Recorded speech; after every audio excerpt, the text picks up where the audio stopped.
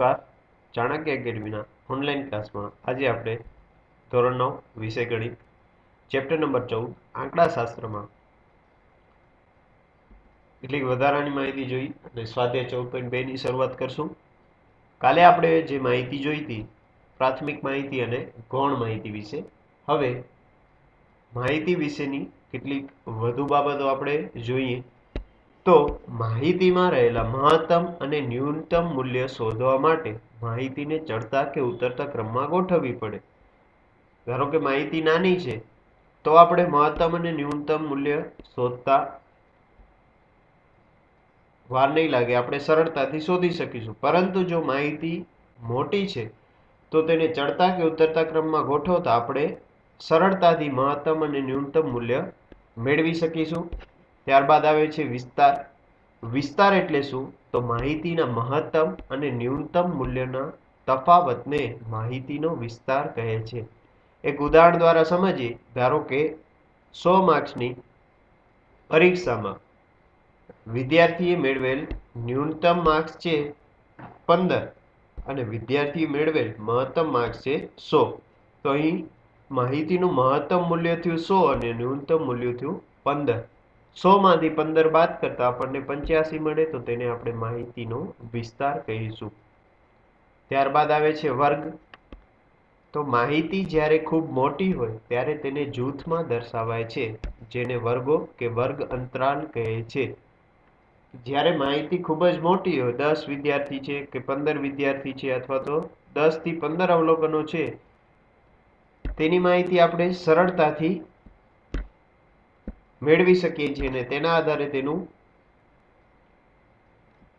તેની આપણે રજૂઆત કરી શકીએ. પરંતુ જ્યારે માહિતી ખૂબ મોટી હોય ત્યારે તેને જૂથમાં દર્શાવાય છે. ઉદાહરણ દ્વારા સમજીએ. ધારો કે એક વર્ગમાં 50 માર્ક્સની એક્ઝામ લેવામાં આવી છે. હવે વર્ગની સંખ્યા ખૂબ વધુ છે, વર્ગમાં વિદ્યાર્થીઓની સંખ્યા ખૂબ વધુ છે, અંદાજે 100 ની આજુબાજુ છે. તો હવે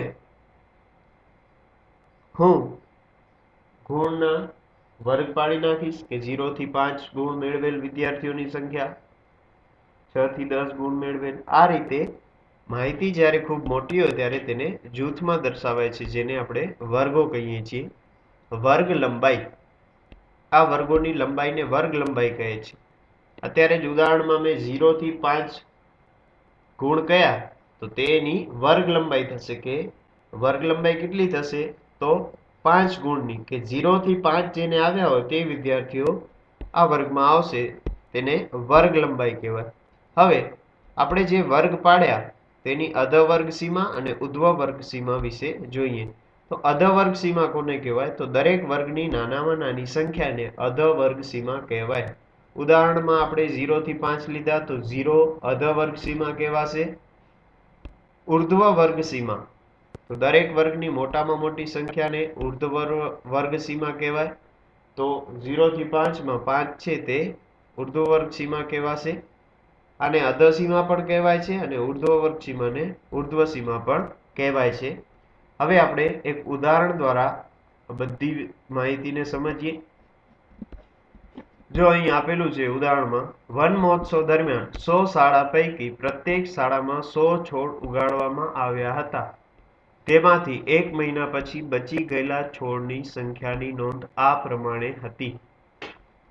100 શાળાઓ છે, દરેક શાળામાં 100 છોડ વાવવામાં આવ્યા હતા અને ત્યારબાદ 1 મહિના પછી તેનું નિરીક્ષણ કરવામાં આવ્યું તો કેટલા છોડ બચી ગયા તેની માહિતી આપણને અહીં આપેલી છે.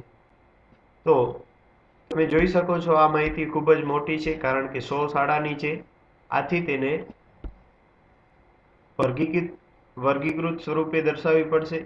હવે જે માહિતીમાં આપણે વર્ગ પાડીને દર્શાવી તેને વર્ગીકૃત માહિતી કહેવાય, અને જે માહિતીને આપણે વર્ગ પાડીને દર્શાવતા નથી તેવી માહિતીને અવર્ગીકૃત માહિતી કહીશું. અહીં ખૂબ જ મોટી માહિતી છે, માટે આપણે વર્ગીકૃત રીતે તેને દર્શાવીશું. અહીં પણ આપણે સૌથી મોટામાં મોટી એટલે કે મહત્તમ મૂલ્ય અને ન્યૂનતમ મૂલ્ય શોધવું પડે. તો અહીં આપણને મહત્તમ મૂલ્ય દેખાય છે. એક એક લાઈન ચેક કરતા જઈએ. આ લાઈનનું મહત્તમ મૂલ્ય 95 છે. અત્યાર સુધીનું મહત્તમ મૂલ્ય 95 મળ્યું છે આપણને। સાથે સાથે ન્યૂનતમ પણ જોતા જઈએ તો ન્યૂનતમ આપણને અત્યાર સુધીનું 28 મળ્યું છે। આગળ જોઈએ 27 ન્યૂનતમ મળ્યું।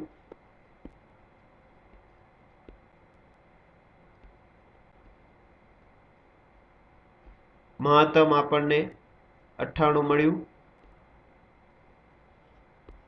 આમ મહત્તમ મૂલ્ય 98 છે અને ન્યૂનતમ મૂલ્ય છે 27। હવે આ માહિતી ખૂબ મોટી હોવાથી આપણે તેના વર્ગ પાડી દીધા। વર્ગ કંઈક આ રીતે પાડ્યા છે। વર્ગ પણ એવી રીતે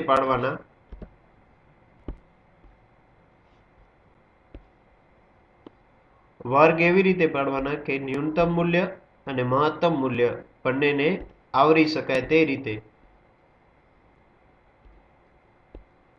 આપણે અહીં ન્યૂનતમ મૂલ્ય મળ્યું હતું 27 અને મહત્તમ મૂલ્ય મળ્યું હતું 98। ન્યૂનતમ મૂલ્ય ફરી એકવાર ચેક કરી લઈએ। ન્યૂનતમ મૂલ્ય 23 મળશે। આમ આપણે વર્ગની શરૂઆત 20 થી કરીશું। એવું જરૂરી નથી કે આપણે ન્યૂનતમ મૂલ્ય જે મળે ત્યાંથી જ આપણે વર્ગની શરૂઆત કરીએ। આપણે વર્ગની શરૂઆત કરી 20 થી 20 થી 29 એટલે કે આ વર્ગની વર્ગ લંબાઈ થશે 10 ની 29। ત્યારબાદ આપણે તેની અધર સીમા અને ઉર્ધ્વ સીમા વિશે જોઈએ તો અધર સીમા થશે 20, ઉર્ધ્વ સીમા થશે 29।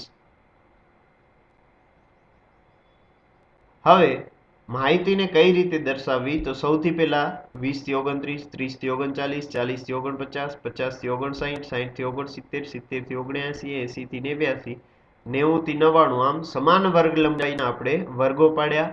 દર વખતે એવું જરૂરી નથી કે વર્ગની લંબાઈ સમાન રહે। હવે અહીં આપણે ન્યૂનતમ તેમજ મહત્તમ મૂલ્ય જે માહિતીનો છે બંને આવરી લીધા છે।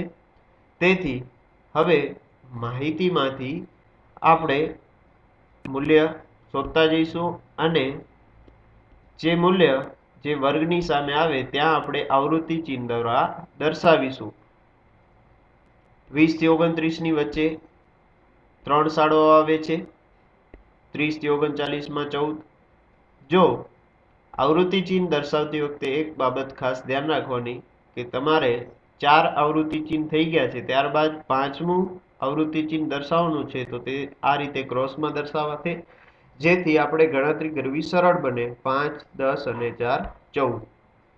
40 થી 49 માં 12 શાળાઓ। 50 થી 59 માં 8, 60 થી 69 18 શાળાઓ, 70 થી 79 10 શાળાઓ, 80 થી 89 23 શાળાઓ અને 90 થી 99 12 શાળાઓ। અહીં આપણને કુલ શાળાઓનો આંકડો મળી ગયો। આ રીતે આ જે આપણે કોષ્ટક દર્શાવ્યું તેને વર્ગીકૃત આવૃત્તિ વિતરણ કહેવાય છે અથવા તો આવૃત્તિ વિતરણ કોષ્ટક કહેવાય છે। સૌથી પહેલા વર્ગ, ત્યારબાદ આવૃત્તિ ચિહ્ન લખ્યા અને ત્યારબાદ આવૃત્તિ લખી એટલે કે શાળાઓની સંખ્યા। સ્વાધ્યાય 14.2 ની શરૂઆત કરી તો સ્વાધ્યાય 14.2 ધોરણ 8 ના 30 વિદ્યાર્થીઓના બ્લડ ગ્રુપ એટલે કે રુધિર જૂથની વિગત નીચે મુજબ છે। અહીં 30 અલગ અલગ જણાનું બ્લડ ગ્રુપ આપેલું છે।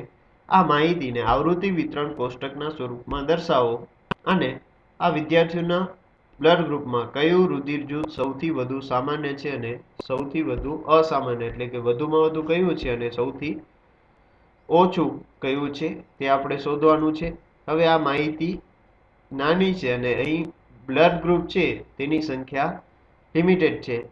A છે, B છે, O છે અને AB છે। તો અહીં આપણે વર્ગ સ્વરૂપે દર્શાવવાની જરૂર નથી। આ માહિતીને આપણે અવર્ગીકૃત સ્વરૂપે દર્શાવીશું। તો સૌથી પહેલા એક કોષ્ટક બનાવી તેમાં પહેલા ખાનામાં blood group AB, A, B, AB અને O આ 4 બ્લડ ગ્રુપ આપણને આપેલા છે। ત્યારબાદ આપણે A ની સંખ્યા A બ્લડ ગ્રુપ ધરાવતા વિદ્યાર્થીઓની સંખ્યા આમાંથી ગણી લઈશું। તો A વાળા વિદ્યાર્થીઓ છે 9, B વાળા છે 6, AB વાળા છે 3 અને O વાળા છે 12। આપણે અહીં પૂછ્યું હતું કે કયા રુધિર જૂથ ધરાવતા વિદ્યાર્થીઓની સંખ્યા સામાન્ય જોવા મળે છે? તો ઓ. અને સૌથી ઓછી એટલે કે અસામાન્ય, ખૂબ જ રેર જોવા મળતો હોય તેવો બ્લડ ગ્રુપ કયો છે? તો એ બી. દાખલા નંબર 2, 40 ઇજનેરોનું ઘરથી નોકરીના સ્થાનનું અંતર કિલોમીટરમાં નીચે મુજબ છે. 40 ઇજનેરો છે જે કોઈ કંપનીમાં કામ કરે છે, તેમનું ઘરથી નોકરીના સ્થાનનું અંતર આ મુજબ છે. ઉપયોગ માહિતીને 0 થી 5 નો, જેમાં 5 આવેલો નથી, પહેલો વર્ગ લઈ 5ની વર્ગ લંબાઈ લઈ એક વર્ગીકૃત આવૃત્તિ વિતરણ કોષ્ટક બનાવો. આ કોષ્ટકની રજૂઆત પરથી તમે કઈ મુખ્ય બાબતો તારવશો? તો 0 થી 5 માં 5 નહીં આવે, તેથી 0 થી 5 બીજો વર્ગ થશે 5 થી 10. જો 5 આ માહિતીમાં હોય તો જે 0 થી 5 ના બદલે ક્યાં દર્શાવાશે? 5 થી 10 માં, કારણ કે અહીં કીધેલું છે કે 0 થી 5 ના વર્ગમાં 5 આવેલો નથી અને 5 ની વર્ગ લંબાઈ લઈને વર્ગો બનાવવાના છે. આપણે અહીં કહી જ દીધેલું છે કે તમને આ માહિતી વર્ગીકૃત આવૃત્તિ વિતરણ તરીકે દર્શાવવાની છે. તો સૌથી પહેલા આપણે અહીં 0 થી 5 પ્રથમ વર્ગ તો આપી દીધેલો છે, પણ અહીં મહત્તમ મૂલ્ય આપણે શોધી અને આ વર્ગો કેટલા સુધી લંબાવવા તે જાણવું પડશે. તો મહત્તમ વર્ગ લંબાઈ આપણે ચેક કરીએ તો આપણને જણાશે કે તે 32 છે. આમ આપણે 35 સુધીનો વર્ગ લંબાવવો પડશે. એટલે 0 થી 5, 5 થી 10, 10 થી 15, 15 થી 20, 20 થી 25, 25 થી 30 અને 30 થી 35 આ પ્રમાણે આપણે વર્ગો બનાવવા પડશે. અને અહીં 5 ની વર્ગ લંબાઈ આપેલી છે, તેથી આપણે આ પ્રમાણે જ વર્ગો બનાવીશું. ત્યારબાદ આવૃત્તિ વિતરણ, આવૃત્તિ ચિહ્નનો ઉપયોગ કરીને આવૃત્તિ ગણીશું.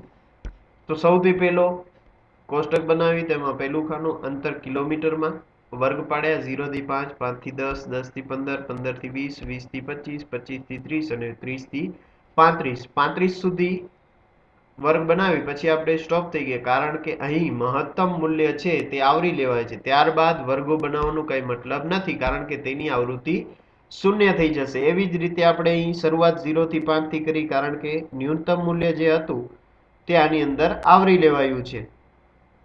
હવે 0 થી 5 કિલોમીટર અંતર હોય તેવા ઇજનેરો આપણે અહીંથી શોધ્યા. હવે આ શોધવા માટે પણ એક ટ્રીક છે કે તમે અહીંથી જોતા જાઓ. સૌથી પહેલા 5 આવ્યું, તો 5 આપણે જોયું કે 5 આ ખાનામાં નહીં આવે, પરંતુ 5 થી 10 વાળા ખાનામાં આવશે, તેથી ત્યાં એક ઊભો લીટો કર્યો. ત્યારબાદ છે 19, તો 19 કયા વર્ગમાં આવશે? 15 થી 20 માં, તો કરો એક ઊભો લીટો.